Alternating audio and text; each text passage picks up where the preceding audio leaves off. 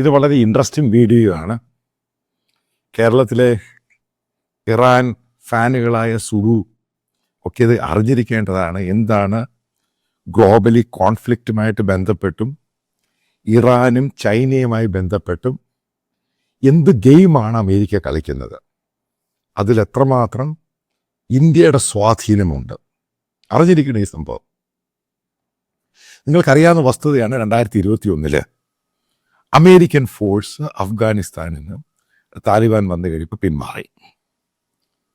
അതുമായി ബന്ധപ്പെട്ട് വലിയ ഡ്രാമകളൊക്കെ നടന്നു. അതിനുശേഷം താലിബാൻ അധികാരത്തിൽ വന്നു. 2025 അതിനിടയ്ക്ക് ഇന്ത്യയുമായിട്ട് ഈ താലിബാൻ, അതായത് ഡിപ്ലോമാറ്റിക്കലി അല്ലാതുള്ള റിലേഷൻഷിപ്പ് ബിൽഡ് ചെയ്തു. കാരണം അവരെ പല രീതിയിൽ നമ്മൾ സഹായിച്ചു. പാകിസ്ഥാനും താലിബാൻ, കാരണം പാകിസ്ഥാനാണ് ഈ താലിബാനെ സപ്പോർട്ട് ചെയ്ത്, അവരുമായിട്ട് ഉടക്കുണ്ടാകുന്നു. ഇന്ത്യ ഈ പറയുന്ന അഫ്ഗാനിലെ താലിബാനുമായിട്ട് റിലേഷൻഷിപ്പ് ബിൽഡ് ചെയ്യുന്നു. പിന്നീട് നിങ്ങൾക്കറിയാം, ബലൂച്ച്, അവിടെ ഫൈറ്റേഴ്സുമായിട്ട് അവർക്ക് ട്രെയിനിങ് കൊടുക്കുന്ന ഇന്ത്യ. ഇവിടൊക്കെ മനസ്സിലാക്കേണ്ട സംഭവമുണ്ട്. ഈ താലിബാനുമായിട്ട് മറ്റുള്ള രാജ്യങ്ങളുടെ ഒരു ബന്ധമുണ്ടായിരുന്ന ഒരു രാജ്യമുണ്ട്. നിങ്ങൾക്കറിയാതെ ഈ പറയുന്ന ഖത്തറാണ്. താലിബാൻ്റെ ഓഫീസ് ഖത്തറിലുണ്ട്. അമേരിക്ക പറഞ്ഞ് അത് യൂസ് ചെയ്യണം. അപ്പം ബൈഡൻ അഡ്മിനിസ്ട്രേഷൻ ആ രീതിയിലാണ് ഈ താലിബാനുമായിട്ട്, അതായത് ത്രൂ ഖത്തറാണ് ഇവരുടെ ഏർപ്പാടുകൾ മുഴുവനും ചെയ്യുന്നത്. നിങ്ങൾ ഇനിയും ട്രംപ് വന്ന ശേഷമുള്ള ഡെവലപ്മെൻറ്റ് കാണുക.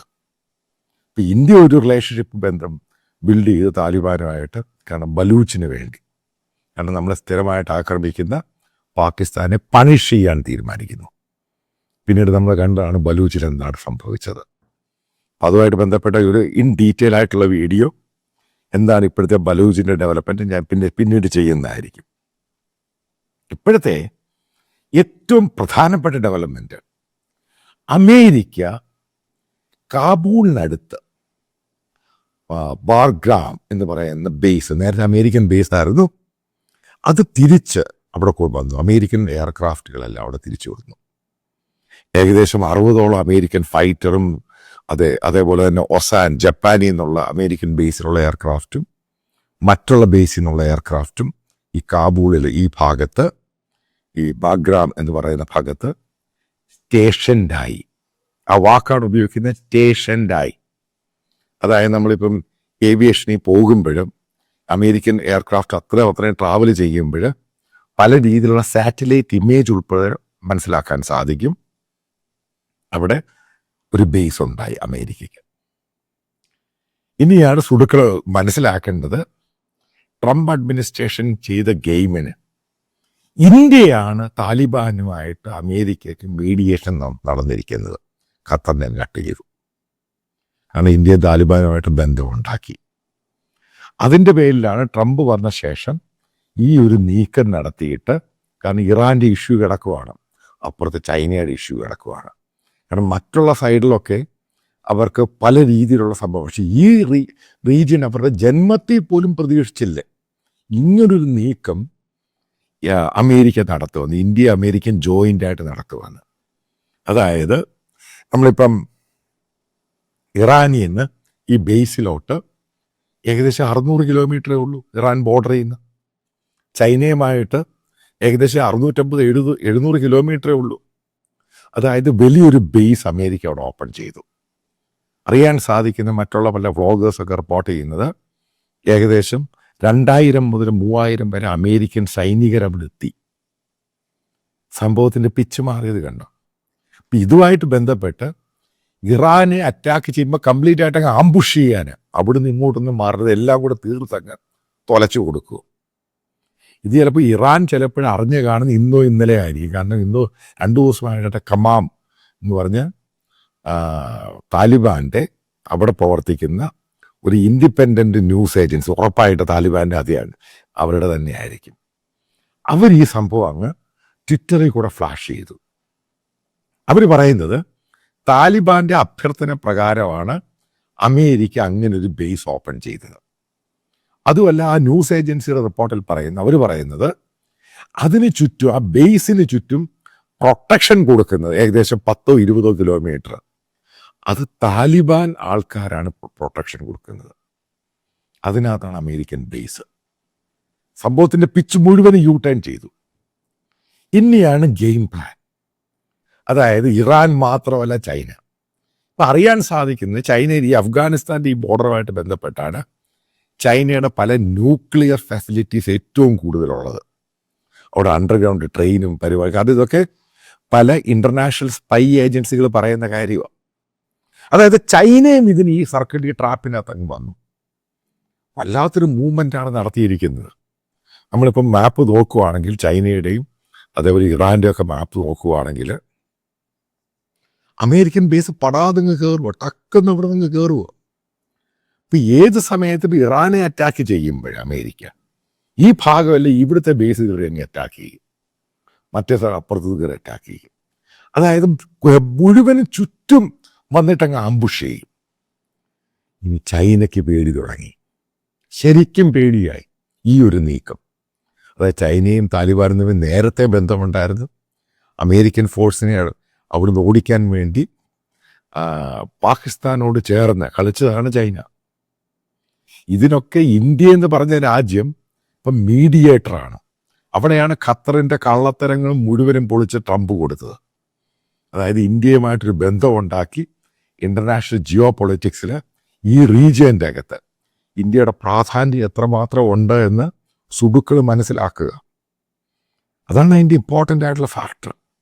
കാരണം ഇന്ത്യയുടെ വലിയ രീതിയിലുള്ള ട്രെയിനിങ് ക്യാമ്പുണ്ട് ബലൂജ് ഈ സ്ഥലവുമായിട്ട് ചേർന്ന്.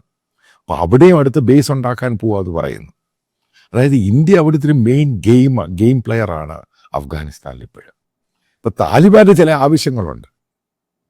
അവർക്ക് ഇതോടുകൂടി അവരുടെ സാങ്ഷൻ ലിഫ്റ്റ് ചെയ്യണം, അവർക്കെതിരെയുള്ള മറ്റുള്ള സംഭവങ്ങളുള്ളത് അത് ലിഫ്റ്റ് ചെയ്യണം, അവർക്കൊരു റിലേഷൻഷിപ്പിൽ കൊണ്ടുവരണം. അവർ പല രീതിയിലുള്ള പ്രോമിസ് കൊടുത്തു എന്നാണ് അറിയാൻ സാധിക്കുന്നത്. നിങ്ങൾ അടുത്ത സമയത്ത് മനസ്സിലാക്കണം, 7ഓളം അമേരിക്കൻ സിറ്റിസണിനെയാണ് അവർ റിലീസ് ചെയ്ത് കഴിഞ്ഞിടയ്ക്ക്. അപ്പോഴേ ഞാൻ ഇതിൻ്റെ അകത്ത് സ്മെല്ലടിക്കാൻ തുടങ്ങി, ഇതിനകത്ത് എന്തോ സംഭവിച്ചിട്ടുണ്ട്. ഇന്ത്യ ഒരു നല്ലൊരു മാസ്റ്റർ ഗെയിം പ്ലാനറായിട്ട് ഇതിൻ്റെ അകത്ത് വന്നിരിക്കുകയാണ്. കാരണം ഇന്ത്യയാണ് ഇപ്പോഴും ഈ പറയുന്ന താലിബാനുമായിട്ടുള്ള മറ്റുള്ള രാജ്യങ്ങളുമായിട്ട് ഇന്ത്യയാണ് ഇടപെടുന്നത്. ആ രീതിയിലാണ് ഇന്ത്യ ഗവൺമെൻറ്റിന് ഇന്ത്യയുടെ മനസ്സിലാക്കുക ലീഗലായിട്ട് ചെയ്യാൻ പറ്റത്തില്ല. പക്ഷെ പാകിസ്ഥാനെ ഒതുക്കാൻ വേണ്ടി നമുക്കിത് ആവശ്യമാണ്. ഉറപ്പായിട്ട് ചൈന നമ്മുടെ പൊട്ടൻഷ്യൽ ത്രെട്ടാണ്, ഫ്യൂച്ചറിൽ ഒരു ത്രെട്ട് ഉണ്ടാകും. പക്ഷെ നമുക്കൊറ്റയ്ക്ക് ഈ പറയുന്ന ചൈനയെ നേരിടാൻ പറ്റത്തില്ല ഇന്നത്തെ സ്ഥിതിക്ക്. പക്ഷെ അമേരിക്കയ്ക്ക് ചൈനയെ അടിക്കണം എന്തായാലും. ട്രേഡ് വാറൊന്നുമല്ല, വാർ തന്നെ ഉണ്ടായാലും അമേരിക്ക കുഴപ്പമില്ല. കാരണം ചൈനയുടെ അമേരിക്കയ്ക്ക് ഏറ്റവും മുമ്പിൽ കാണുന്ന ത്രെട്ട് ചൈനയാണ്. ഇതിനാണ് വാതിൽ തുറന്നു കൊടുത്തത്. അപ്പം ഈ ജിയോ പൊളിറ്റിക്സുമായിട്ടും കോൺഫ്ലിക്റ്റുമായിട്ടും വാറുമായിട്ട് ബന്ധപ്പെട്ട് ഈ ബേസിൻ്റെ ഇമ്പോർട്ടൻറ്റും എത്രമാത്രമാണ് അഫ്ഗാനിസ്ഥാനിൽ ഈ താലിബാനുമായിട്ടുള്ള റിലേഷൻഷിപ്പിൽ ഫർദർ ലീഡ് ചെയ്യുമ്പോൾ മനസ്സിലാക്കുക, അതിശക്തമായ രീതിയിലുള്ള മൂവ്മെൻ്റാണ് നടന്നിരിക്കുന്നത്. അമേരിക്കൻ ബേസോ അതായത് ഇന്ത്യൻ ബേസോട് വരാൻ സാധ്യതയുണ്ട്. കാരണം ഈ ചൈനീസ് ത്രെട്ട്. ഇപ്പം ജോയിൻ്റ് ആയിട്ടുള്ള ഓപ്പറേഷൻ നടക്കും. അതായത് ഒരു കാര്യം സുഡുക്കളോട് പറയുന്നു, ഇറാൻ്റെ കാര്യം കട്ടപ്പുകയാണ്. ഇപ്പം ബെഞ്ചമിൻ നെതന്യാഹു എയർപോർട്ടിൽ വെച്ച് ടെലവീവിലോട്ട് പോകുന്ന വഴിയിൽ റിപ്പോർട്ടേഴ്സിനോട് പറഞ്ഞൊരു കാര്യമുണ്ട്, ഇതുകൂടെ ചേർത്ത് വായിച്ചോണം. എന്താ പറഞ്ഞത്? അമേരിക്ക മോണിറ്റർ ചെയ്യും, ഇറാൻ്റെ കയ്യിലുള്ള വെപ്പൺസ് മുഴുവനും ഡിസ്ട്രോയ് ചെയ്യണം. അമേരിക്കയാണ് ഇതായിരിക്കും ഒമാനിൽ വെച്ച് നടക്കുന്നത്. സാറ്റർഡേ ആണ് ആ ഡിസ്കഷൻ. അമേരിക്കയുടെ ഒറ്റ ഡിമാൻഡ്, അതായത് ഇവരുടെ വെപ്പൺസ് മുഴുവനും തീർക്കണം. തീർത്തില്ല എങ്കിൽ അതായത് വാറുണ്ടാകും. അതിനുള്ള പ്രിപ്പറേഷനിലാണ് ഞങ്ങൾ എന്ന് ബെഞ്ചമിൻ നെതന്യാഹു എയർപോർട്ടിൽ വെച്ച് പത്രക്കാരോട് പറയുന്നു. ഇനി എല്ലാം കൂടെ ചേർത്ത് വായിക്കുക. പൊട്ടൻഷ്യലായിട്ട് ആർക്കൊക്കെയാണ് ത്രെട്ട് വരുന്നത്? ഇറാൻ്റെ കാര്യം കട്ടപ്പോകയാണ് ഈ സംഭവം. അപ്പോൾ ഈ നെഗോസിയേഷനോട് ബന്ധപ്പെട്ട് ഒമാനിൽ നടക്കുന്ന സാറ്റർഡേ അമേരിക്ക പറയാൻ സാധ്യതയുണ്ട്. ഒരു ലിസ്റ്റ് അങ്ങ് കൊടുക്കും. അതായത് നിങ്ങൾ ഇതുമായിട്ട് ബന്ധപ്പെട്ട് മുന്നോട്ട് സൈൻ ചെയ്തില്ല എങ്കിൽ, അതായത് വെപ്പൺസ് ഡിസ്ട്രോയ് ചെയ്തില്ല എങ്കിൽ ഞങ്ങളുടെ മധ്യസ്ഥതയിൽ ഞങ്ങളത് മോണിറ്റർ ചെയ്യും. അത് ഓൾറെഡി ഡിക്ലെയർ ചെയ്ത് സ്റ്റീഫൻ വിറ്റ്കോഫ് ആയിരിക്കും അമേരിക്കൻ സൈഡിൽ നെഗോഷിയേറ്റ് ചെയ്യുന്ന ടീമിൻ്റെ ഹെഡ്. ചെയ്തില്ല എങ്കിൽ ഇത് ലിസ്റ്റ് അങ്ങ് കൊടുക്കും. ഇതൊക്കെയാണ് ഇതോടിവിടൊക്കെ ഞങ്ങൾ ബോംബടിക്കും. അവരുടെ ഓയിൽ ഫെസിലിറ്റി, അവരുടെ ന്യൂക്ലിയർ ഫെസിലിറ്റി, അവരുടെ പവർ ഫെസിലിറ്റി അടിച്ചങ്ങ് തീർക്കും. ഈ ലിസ്റ്റ് അങ്ങ് കൊടുക്കും. ഇപ്പം അപ്പോഴാണ് 80 വയസ്സുള്ള ഖമേനി ഈ പറയുന്ന ഓരോ വെള്ളിയാഴ്ച ഓരോ പ്രസ്താവനകൾ വരുന്നില്ലയോ. ഈ പറയുന്നയാൾക്ക് ഇനി എത്ര ദിവസം ജീവിച്ചിരിക്കും എന്നുള്ളതാണ് അടുത്ത ക്വസ്റ്റ്യൻ വരുന്നത്. ഇവിടെയാണ് ഞാൻ നേരത്തെ ഒരു വീഡിയോയിൽ പറഞ്ഞത്, ഷിയ മിലിറ്റൻറ്റും ഷിയ എന്ന് പറയുന്ന ഒരു സുപ്രമസി ഉണ്ടായിരുന്നൊരു സംഭവമുണ്ട്. അതായത് അയൺ ക്ലാഡ് രീതിയിൽ ഭരിച്ച് ഒരു ലോകത്തെ മുഴുവൻ ടെററിൻ്റെ കൂടെ കൊണ്ടുവരുന്ന രീതിയിലുള്ള ഇറാനിയൻ അതോറിറ്റേറിയൻ ഡിക്റ്റേറ്റർഷിപ്പ് ചിലപ്പം ഇതോടുകൂടി ഇല്ലാതാകും. ഇവിടെയാണ് അമേരിക്ക അവർക്കൊരു ചാൻസ് കൊടുത്തത്, നമുക്ക് നെഗോഷിയേറ്റ് ചെയ്യാം. പക്ഷെ നെഗോഷിയേറ്റ് ചെയ്യാൻ വരുമ്പോൾ ഞങ്ങൾ പറയുന്നതായിരിക്കും ഡീല്. അതാണ് പറഞ്ഞേക്കുക. അതാണ് ഇറാൻ പറഞ്ഞ അത് മാറ്റണം. അത് പ്രീ കണ്ടീഷനോട് കൂടിയാണ് അമേരിക്ക ചർച്ചയ്ക്ക് പോകുന്നത്. അതാദ്യം മനസ്സിലാക്കുക. ചില ആൾക്കാർ തർക്കിക്കുന്ന ചില വേണ്ടാതിനും വിഡ്ഢിത്തിനും പോകാൻ വേണ്ടി പറയുന്നവർ പ്രീ കണ്ടീഷനാണ് ഈ ഡിസ്കഷൻ്റെ ആദ്യം എന്ന് പറയുന്നത്. ഇതൊക്കെയാണ് സംസാരിക്കുന്നത്. സാക്ഷൻ്റെ കാര്യമൊക്കെ പിന്നീട് സംസാരിക്കും. ആദ്യം ന്യൂക്ലിയർ വെപ്പൺസിൻ്റെ കാര്യമാണ് സംസാരിക്കുന്നത്. അതിൽ തീരുമാനമായില്ലെങ്കിൽ ടൈം ലൈൻ കൊടുക്കും, ഇത്ര ദിവസത്തിനുള്ളിൽ ഇത് നശിപ്പിച്ചിരിക്കണം, അല്ലെങ്കിൽ കയറി അങ്ങ് മേയും. ഇതാണ് ഈ സംഭവം ഉണ്ടാകാൻ പോകുന്നത്. അതിൻ്റെ ഭാഗമായിട്ടാണ് അഫ്ഗാനിസ്ഥാനിലും അവിടെയൊക്കെ, അതായത് താലിബാനുമായിട്ട് ലോഹ്യമായിട്ട് ബേസും പരിപാടിയൊക്കെ ചേർത്ത് ഇത് ചൈനയ്ക്ക് കൊടുക്കുന്ന പൊട്ടൻഷ്യലായിട്ടുള്ള ത്രട്ട് തന്നെയാണ്. അതായത് ചൈനയോടും നീ കരുതിയിരിക്കുക, അടുത്തത് നീയാണ്. നിങ്ങൾക്കറിയാം, കഴിഞ്ഞ 2 ആഴ്ച കൊണ്ട് ഞാൻ നിങ്ങളോടൊരു കോൺട്രിബ്യൂഷൻ വേണമെന്ന് അഭ്യർത്ഥിക്കുകയാണ്. അതിൻ്റെ വീഡിയോ റൺ ചെയ്തു ഈ വീഡിയോയുടെ അവസാനം. അതിനകത്ത് ചില പ്രശ്നങ്ങളുണ്ടായി. കാരണം ബാങ്കുകളുടെ ചില ലിമിറ്റ്, അതേപോലെ GPay, ഗൂഗിൾ പേ, UPIയുടെ ചില ലിമിറ്റ്. അപ്പോൾ അതൊക്കെ റെക്ടിഫൈ ചെയ്തിട്ട് പുതിയ അക്കൗണ്ടും ഡീറ്റെയിൽസും അതേപോലെയുള്ള റെസ്ട്രിക്ഷൻസും ഉണ്ടാവുകയില്ല. വിദേശത്തുള്ളവർക്ക് കറണ്ട് അക്കൗണ്ടിൽ അയക്കാനുള്ള ബുദ്ധിമുട്ട് അത് മാറ്റിയിട്ട് പേഴ്സണൽ അക്കൗണ്ട് വേണ്ടി തരുന്നുണ്ട്. കൃത്യമായിട്ടൊരു കാര്യം പറയാം, ഓരോ രൂപയ്ക്കും അക്കൗണ്ടബിളാണ് ഞാൻ ജനങ്ങളുടെ കയ്യിൽ നിന്നാണ് ഈ പണം സ്വരൂപിക്കുന്നത്. അജണ്ട ഒറ്റ സംഭവമേ ഉള്ളൂ.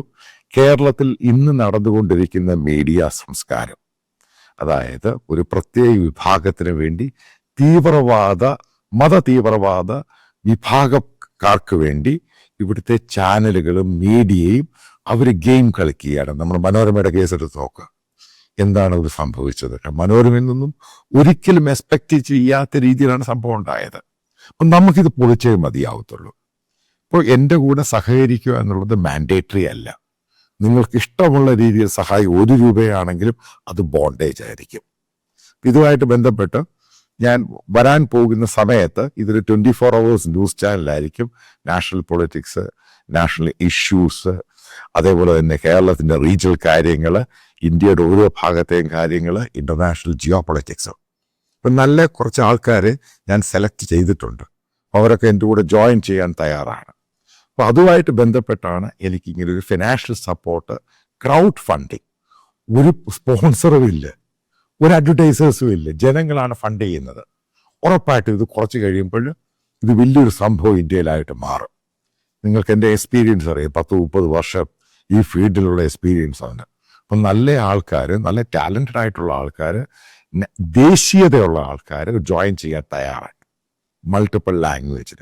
അതായത് നമ്മൾ മനസ്സിലാക്കുക, വരാൻ പോകുന്ന ദിവസങ്ങളിൽ കേരളത്തിൽ ഈ കാണിക്കുന്ന മീഡിയ സംസ്കാരത്തെ നമ്മൾ പൊളിച്ചടുക്കും ഇതിനെ തോലച്ചയാളായി. അപ്പം നിങ്ങൾ സഹകരിക്കുക. നല്ല ആൾക്കാരുണ്ടെങ്കിൽ തന്നെ, അതായത് ഡെഡിക്കേറ്റഡ് ആയിട്ടുള്ള ആൾക്കാർ എൻ്റെ കൂടെ സർവീസ് ചെയ്യാൻ താല്പര്യമുള്ളവർക്ക്, ജോലി ചെയ്യാൻ താല്പര്യമുള്ളവർക്കും എന്നെ വിവരം അറിയിച്ചാൽ ഞാൻ നിങ്ങളെ ട്രെയിൻ ചെയ്തെടുക്കുന്നതായിരിക്കും. അതായത് ഡെഡിക്കേറ്റഡ് ആയിരിക്കണം, ഇത് പഠിക്കണം, മനസ്സിലാക്കണം, എങ്ങനെ ചെയ്യണം. അതായത് ബന്ധപ്പെട്ട ചില കാര്യങ്ങൾ പറയാം, 1-2 കാര്യങ്ങൾ പറയും. ഇപ്പം നല്ലൊരു റിപ്പോർട്ടിംഗ് ഉണ്ടായി, ഒരു സംഭവത്ത് പോയി റിപ്പോർട്ട് ചെയ്യണം, അതിനുവേണ്ടി ഒരാളെ പറഞ്ഞു വിടുക, ഗ്രൗണ്ട് റിപ്പോർട്ട് ചെയ്യുക, ഇതിനൊക്കെ എക്സ്പെൻസ് ഉണ്ട്. നല്ല റിസർച്ച് ടീം ഉണ്ടാകണം. അപ്പം ഇതിന് പറ്റിയ പഴയ പോലെ ചാനൽ ഇൻഫ്രാസ്ട്രക്ചറിന്റെ ആവശ്യമൊന്നുമില്ല. ഇതെങ്ങനെയാണ് എക്സിക്യൂട്ട് ചെയ്തതിന് നല്ല ആൾക്കാരെ എടുക്കണം, നല്ല ടാലൻസിന് പണം കൊടുക്കണം. അതൊരിക്കലും ഫ്രീ ആയിരിക്കത്തില്ല. മോശമായ ടാലൻസിന് അത്രയും പണം കൊടുത്താൽ മതി, നല്ല ടാലൻസിന് പണം കൊടുത്തേ മതിയാവത്തുള്ളൂ. അതാണ് ഇതിൻ്റെ ബേസിക് ഇഷ്യൂ എന്ന് പറയുന്നത്. അപ്പം അങ്ങനെയുള്ളവരെ എടുക്കുക. എനിക്കറിയാവുന്ന പല ടീമംഗങ്ങളുണ്ട് എൻ്റെ കൂടെ തെഹൽക്കയിലും മറ്റു പല ചാനലുകളിലൊക്കെ വർക്ക് ചെയ്ത് ഹൈലി ടാലൻറ്റഡ് ആയിട്ടുള്ള ആൾക്കാരുണ്ട്. അപ്പം അവരെയൊക്കെ ഒത്തൊരുമിപ്പിച്ച് ഇതിന് പല മൾട്ടിപ്പിൾ ലാംഗ്വേജിൽ കൂടെ ഇത് പോകുമ്പോൾ മാത്രമേ ഇതിൻ്റെ ഒബ്ജക്റ്റീവ് എന്തുവാന്ന് നമുക്ക് മനസ്സിലാവത്തുള്ളൂ. അപ്പോൾ സഹകരിക്കുന്നതിന് വളരെ നന്ദി. ഫർദർ നിങ്ങളുടെ എല്ലാ സഹകരണം ഇതിൻ്റെ കൂടെ ഉണ്ടാകുമെന്ന് പൂർണ്ണമായിട്ടും വളരെ സ്നേഹത്തോടു കൂടെ പ്രതീക്ഷിക്കുന്നു.